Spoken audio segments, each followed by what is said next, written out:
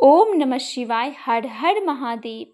अगर आप भी इस सावन शिवरात्रि पर व्रत रख रहे हैं तो इस कथा को सुने बिना आपकी पूजा अधूरी रह सकती है। आइए जानते हैं कैसे एक अनजाने में की गई पूजा ने एक शिकारी की किस्मत हमेशा के लिए बदल दी थी।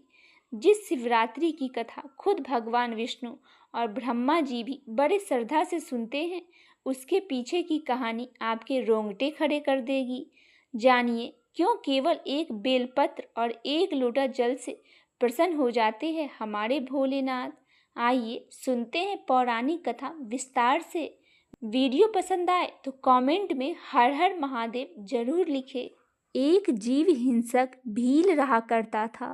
वह भील जीव हिंसा के निमित्त सदा वनों एवं पहाड़ों के निकट भ्रमण किया करता था तथा अनेक प्रकार की हिंसा और चोरी किया करता था।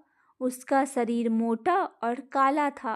वह हाथों में धनुष धारण करता था, काला जामा पहनता तथा हाथों में गोह के चमड़े का मोजा बांधता था। कमर में तरकस रखता था। वह सदा बाघ, चीता, तेंदुआ, खरगोश, भालू आदि पशुओं को मारकर अपने कुटुंब का भरण पोषण किया करता था। अनेक पक्षियों का भी वह वध कर डाला करता था। एक दिन इस भील के परिवार वालों ने भील से कहा, हे वंचर, आज कहीं से भी चोरी आदि किसी भी युक्ति से हमें खाने के लिए कुछ भक्ष्य पदार्थ लाकर दो। अपने कुटुंब द्वारा इस प्रकार की प्रार्थना सुनकर भील धनुष बाण लेकर मृग हिंसा के लिए जंगल में जाकर शिकार ढूंढने लगा। हे देवी, एक बार चतुर्दशी के दिन वह हाथ में धनुष बाण लेकर घोर जंगल में जा पहुंचा। उसने वहां पहुंचकर हिरणों को खोजना प्रारंभ किया। हिरणों की खोज में वह भील इधर उधर की दिशाओं में दौड़ने लगा। बहुत खोज करने पर भी जब कोई वन्य पशु न मिला तो वह निराश हो गया। सूर्यास्त होने पर एक तालाब के निकट वह जा बैठा। उसने निश्चय किया कि आज रात्रि में मैं अवश्य ही इस तालाब में जीव मारूंगा। मन में ऐसा दृढ़ निश्चय करके वह तालाब के निकट स्थित एक बेल पत्र के पेड़ के नीचे बैठ गया। वह बेल वृक्ष के कठोर एक बहुत विशाल शिवलिंग पड़ा हुआ था। उस व्याध ने अपने दाहिने हाथ से बेल पत्र तोड़कर शिव पर चढ़ा दिया। लिंग पूजा के प्रभाव से कोई भी हिरण उसके हाथ न आ सका। इस प्रकार उस बेल पत्र के पेड़ के नीचे रात्रि का पहला पहर उस व्याध का बीत गया। उसके बाद उस तालाब पर एक गर्भिणी हिरण आई पानी पीने। एक हिरण चकित दृष्टि से चारों ओर देख रही थी। इसी बीच शिकारी ने भी उसे देख लिया। उसने अपने धनुष बाण चढ़ाया और साथ ही बेल पत्र तोड़कर शिवजी पर चढ़ा दिया। हिरनी ने भी उस शिकारी को देख लिया। हिरनी ने उस व्याध से कहा, हे महाव्याध, जरा रुको, तुम मुझे क्यों मार रहे हो? व्याध ने कहा, मेरा परिवार भूख से पीड़ित है। मैं तुम्हारे द्वारा उन सबों की भूख शांत करूंगा। शिवजी ने कहा, हे देवी, एक पहर की पूजा के प्रभाव से उस व्याध का चतुर्थांश पाप नष्ट हो गया। उसने अपने बाणों को थोड़ा समेट लिया और उस हिरनी से कहने लगा, मैंने अनेक जीवों को मारा है, किंतु आज तक किसी वन्य पशु को मनुष्य से बोलते नहीं सुना। मुझे तुम्हारी बातों से बड़ा कौतूहल हो रहा है। तुम किस वंश से उत्पन्न हुई हो और कहाँ से आई हो? हिरनी ने उस व्याध से कहा, हे व्याध, मैं पूर्ण जन्म में रंभा नामक इंद्रपुरी की अप्सरा थी। मैं अत्यंत सुंदर होने के कारण मेरे मन में बड़ा गर्व था। मैंने अपनी सुंदरता के बल से महादानव हिरण्याक्ष को भी अपने पति बना लिया था। मैंने उसके साथ बहुत काल तक भोग किया। दूसरे दिन जब मैं उसके साथ विहार कर रही थी, तभी शिवजी के सम्मुख तांडव नृत्य प्रारंभ हुआ। मेरे शिवजी के सामने पहुंचते ही शिवजी ने मुझसे पूछा, सच सच बता, तू कहाँ थी? नहीं तो मैं तुझे श्राप देता हूँ। श्राप की बात सुनकर मैंने कहा, हे देव, मैं घर पर एक दानव के साथ विहार कर रही थी। शिवजी मेरी बातों से क्रोधित हो गए और बोले, तेरा प्रेमी हिरण्याक्ष हिरण बनेगा और तू उसकी पत्नी हिरनी बनेगी। तुम 12 वर्ष से कुछ अधिक ही सुख से रहित रहोगी। पारस्परिक शोक के कारण ही तुम्हारा श्राप का अंत होगा। जिस समय तेरे सामने व्याध आएगा, तब तुम्हें पूर्ण जन्म का स्मरण हो जाएगा। वहाँ मेरे लिंग का दर्शन करने से तेरा छुटकारा होगा और तू अपने स्वरूप को प्राप्त हो जाएगी। हिरनी ने उस व्याध से कहा, शिवजी के श्राप से मैं इस पृथ्वी पर हिरनी होकर घूम रही हूँ। मैं इस समय गर्भिणी हूँ, अतः मुझे मारो मत। इसी रास्ते से एक दूसरी हिरनी आ रही है, तुम उसे मारकर अपने कुटुंब का भरण पोषण करना। मैं प्रसव करने के बाद कल तुम्हारे पास आऊंगी। ऐसे में शपथ पूर्वक मैं कहती हूँ। शिवजी ने कहा। उस हिरनी की बात से वह व्याध असमंजस में पड़ गया। फिर कुछ सोचकर उससे दूसरे दिन आने का वचन लेकर उसे छोड़ दिया। उस हिरण ने व्याध के पास पुनः आने के लिए शपथ पूर्वक निम्नलिखित वचन कहे, हे व्याध, जो द्विज वेद भ्रष्ट होकर संध्योपासन आदि कर्म से रहित हो, दाने के बीच विघ्न डालने वाला हो, जो दीपक से दीपक जलाता अथवा पैर से पैर धोता हो, जो अपने स्वामी, मित्र, बालक, ब्राह्मण आदि का वध करता हो, तो सपत्नियों में द्वेष रखता हो, जो कृषक एक ही हल में 3 बैलों को चलाता हो, जो वेद निंदक हो, जो कुटुंब का पालन पोषण न करता हो, जो माता पिता में श्रद्धा न रखता हो, जो पर स्त्रीगामी हो, इन सबों की भागनी मैं बनूं, यदि अपनी प्रतिज्ञा पूरी न करूं। दूसरा प्रहर आने पर व्याध शिव का उच्चारण करता रहा। उसे नींद नहीं आ रही थी। इसी बीच तालाब पर दूसरी हिरनी आई। शिकारी ने उस हिरनी को देखकर बेल पत्र चढ़ा दिया। उसके बाद उस शिकारी ने वान धनुष पर चढ़ा लिया। हिरनी ने उस शिकारी से पूछा, हे धनुषधारी, मैं जानना चाहता हूँ कि इस रास्ते से एक गर्भिणी हिरनी आई थी अथवा नहीं। आप सच सच बतावे। शिवजी ने कहा। उस हिरनी की बात सुनकर शिकारी चकित हो गया। उसकी बोली भी पहली हिरनी जैसी ही लगती थी। शिकारी ने कहा, पहली हिरनी घर चली गई है, अब मैं तुझे मारकर अपनी भूख मिटाऊंगा। हिरनी ने कहा, मैं इस समय कामातुर हूँ, वृषानल में तृप्त हूँ, तुम मुझे छोड़ दो। इसी रास्ते एक मृग आने वाला है, उसके द्वारा तुम्हारी तृप्ति हो सकेगी। शिवजी ने कहा। उस व्याध ने हिरनी से शपथ लेने के लिए कहा। उस हिरनी ने भी पहली हिरनी की भांति ही शपथ लिया और शिकारी के चंगुल से मुक्त हो गई। वह हिरनी जल पीकर पलायित हो गई। व्याध उसी पेड़ के नीचे बैठा रहा। उसका तीसरा पहर भी समाप्त हो गया। उसने बेल पत्र तोड़कर शिवजी पर डाल दिया। इसके अनंतर उस व्याध ने एक विशालाक्ष हिरनी को देखा। वह अत्यंत हष्ट पुष्ट सुडौल आकार वाला था। उसको मारने के लिए व्याध ने धनुष पर बाण चढ़ा लिया। उधर उस शिकारी को हिरनी ने भी देख लिया। वह अपने मन में सोचने लगा, आज मेरी मृत्यु अवश्य ही होगी। मेरी दोनों हिरनियों को इस व्याध ने अवश्य ही मार डाला होगा।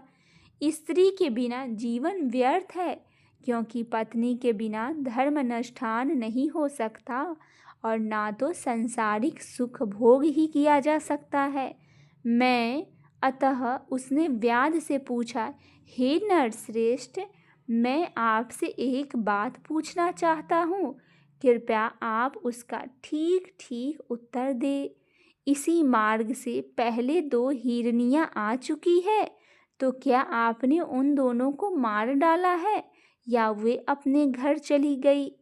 हिरन की बात सुनकर व्याध ने अपने मन में सोचा, यह कोई सामान्य हिरन नहीं हो सकता।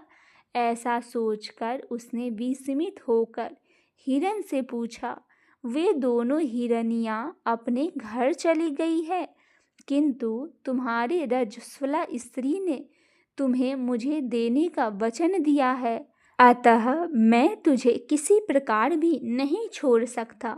शिवजी ने कहा। व्याध की बात से वह हिरन भयभीत हो उससे पूछने लगा, तुमने दोनों हिरनियों को क्यों छोड़ दिया? शिवजी ने कहा, व्याध के सम्मुख हिरनियों के द्वारा किए हुए शपथ को उस हिरन से व्याध ने कह सुनाया। मृग प्रसन्न होकर बोला, हे व्याध, मेरी हिरनियों ने तुमसे जो शपथ किए हैं उन्हें मैं भी दोहराता हूँ, अतः तुम मुझे यहाँ से मत मारो। मैं अपनी ऋतुमती स्त्री से संभोग कर तुम्हारे घर निसंदेह आ जाऊंगा। शिवजी ने कहा। उस मृग की बात सुनकर व्याध कहने लगा, तू मुझे बातों में मत फंसा और धोखा मत दे, अतः मैं तुझे कदापि नहीं छोड़ सकता। उसकी बात सुनकर मृग ने अपनी पत्नियों द्वारा प्रदत्त वचन का व्याध को सम्मुख पुनः दोहराया और कहा, यदि मैं तुम्हारे पास न आऊं तो मेरा भी सभी सत्य नष्ट हो जाएगा। शिवजी ने कहा, अब तक उस व्याध के सभी कलुष नष्ट हो चुके थे, इसीलिए उसने मृग की बातों का विश्वास किया, उसे छोड़ दिया। हिरन उस तालाब में जल पीकर जिस रास्ते वहां आया था पुनः उसी मार्ग से वापस चला गया। उस समय तक प्रातः काल हो चुका था। बेल वृक्ष के नीचे बाहर निकलते हुए शिकारी ने अनजाने में ही बेल पत्र तोड़कर शिवलिंग पर डाल दिया। शिव पूजा के प्रभाव से उस शिकारी के संपूर्ण पाप विनष्ट हो चुके थे। भूखा रहने के कारण वह निराश भरी दृष्टि से चारों ओर देखने लगा। इतने में ही बच्चों सहित वहां दूसरी हिरनी भी आ पहुंची। उसने धनुष पर बाण का संधान किया, किंतु इसी बीच अंगातुक हिरनी बोल उठी, हे धर्मात्मा, बाण मत छोड़ो, अपने धर्म का पालन करो, क्योंकि मैं सभी प्रकार से अवध्य हूँ। शास्त्रों में कहा गया है, सोते हुए राजा को, मैथुन में रत प्राणी को, स्तनपान कर रहे बच्चों को, रोगी को और बच्चों से युक्त हिरन और हिरनी को मारना नहीं चाहिए। उस हिरनी ने व्याध से कहा, यदि तुम मुझे मारना ही चाहते हो तो मैं अपने बच्चे को घर छोड़कर आऊं तब मारना। यदि मैं न आऊं तो उसी पाप की भागिनी बनूंगी जिसे स्त्रियां स्वपति को त्याग कर पर पुरुष से आसक्त होने पर बनती है। शिवजी ने कहा, व्याध से मुक्त होकर वह हिरनी अपने बच्चों को लेकर घर चली गई। इधर व्याध भी अपने घर के लिए तेजी से चल पड़ा। घर पहुंचते ही उसके भूखे बच्चों ने उसे घेर लिया। उसके घर में न तो मांस था न ही अन्न था। सभी बच्चे निराश हो गए। शिकारी अपने मन में बार बार उन हिरनी को ही स्मरण कर रहा था। इतने में उसकी पत्नी ने कहा कि तुमने जो आज रात भर व्रत रखकर सभी लोगों को भूखा ही मार डाला। पत्नी की बात सुनकर उस व्याध ने कहा, हे प्रिय, मैं कल रात से भूखा हूँ और मुझे नींद भी नहीं आई है। कल रात में जो हिरन और हिरनियाँ मिली वे अपनी प्रतिज्ञाबद्ध होने के कारण मेरे यहाँ आएगी और मैं उनका वध करके परिवार को तृप्त करूँगा।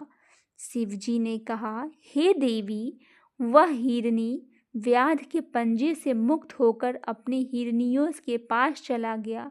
उसकी एक मृगी ने प्रसव किया, दूसरी ने संभोग की इच्छा प्रकट की और तीसरी ने अपने बच्चों की रक्षा के लिए प्रार्थना की।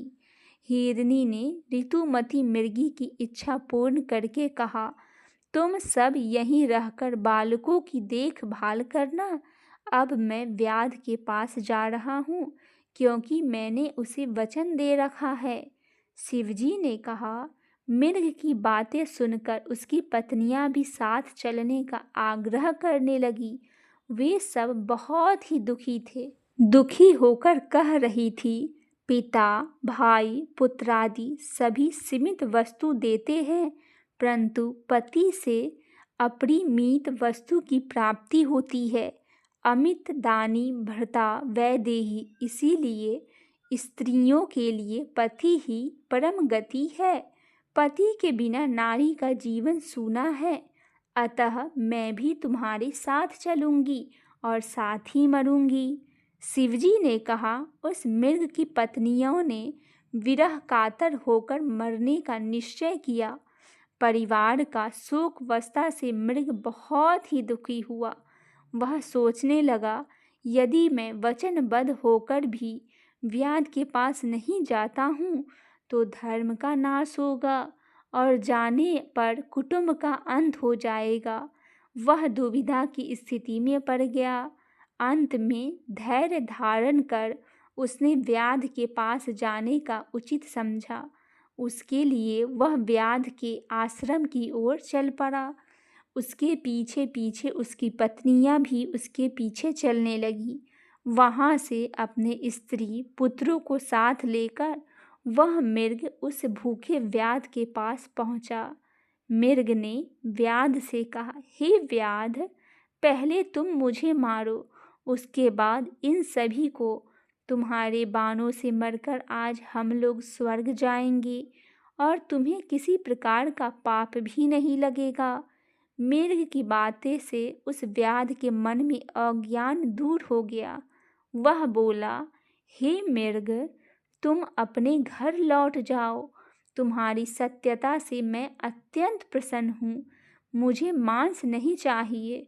तुम मेरे बंधु, गुरु तथा मित्र हो। मैंने आज से अहिंसा का व्रत ले लिया है और अपने हिंसक शास्त्रों को तोड़कर फेंक दिया। अतः अब तुम निर्भय होकर लौट जाओ। शिवजी ने कहा। इतना कहकर शिकारी ने धनुष बाण तोड़ डाले और मृग की प्रदक्षिणा करके उसे नमस्कार किया। स्वर्ग में देवों की दुर्दभी बजने लगी और पुष्पवृष्टि होने लगा। इतने में देवदूत सुंदर विमान लेकर स्वर्ग से आ उपस्थित हुए। उसने शिकारी से कहा, हे महाव्याध, इस विमान में बैठकर निसंदेह स्वर्ग को चलो। शिवरात्रि के प्रभाव से तुम्हारे सभी पाप नष्ट हो चुके हैं। शिवरात्रि के दिन तुमने अनजाने में ही उपवास और जागरण द्वारा शिवजी की पूजा कर डाली। हे धर्मात्मा, तुम्हारा इसी नाम से नक्षत्र मंडल में अस्थायी निवास होगा। इसके बाद उसने उस मृग को संबोधित करके कहा, हे मृग, तुम अपनी स्त्री और पुत्रों को विमान में बैठाकर स्वर्ग रोहण करो। अपनी तीनों भार्याओं, स्त्रियों सहित नक्षत्र पद प्राप्त करो। तुम्हारे नाम से ही वह नक्षत्र प्रसिद्ध होगा। शिवजी ने कहा। इतना सुनकर वे सभी विमान में बैठकर नक्षत्र लोक गए। आगे 2 हिरनियाँ, पीछे हिरण। इन तीनों ताराओं से युक्त मार्गशीर्ष नक्षत्र है। यह नक्षत्र आज भी आकाश में दृष्टिगोचर होता है। इसकी पीठ पर अद्रा नामक दूसरा नक्षत्र लगा है। शिवजी ने कहा, हे पार्वती, मैंने ऐसे महत्व व्रत का तुमसे वर्णन किया है। यह व्रत शिवलोक की प्राप्ति कराने वाला है। इस व्रत के समान पाप नाशक मोक्षदायक दूसरा कोई व्रत नहीं है। इसीलिए सभी मनुष्य को इस व्रत को अवश्य ही करना चाहिए। बोलिए हर हर महादेव, जय शिव शंभू।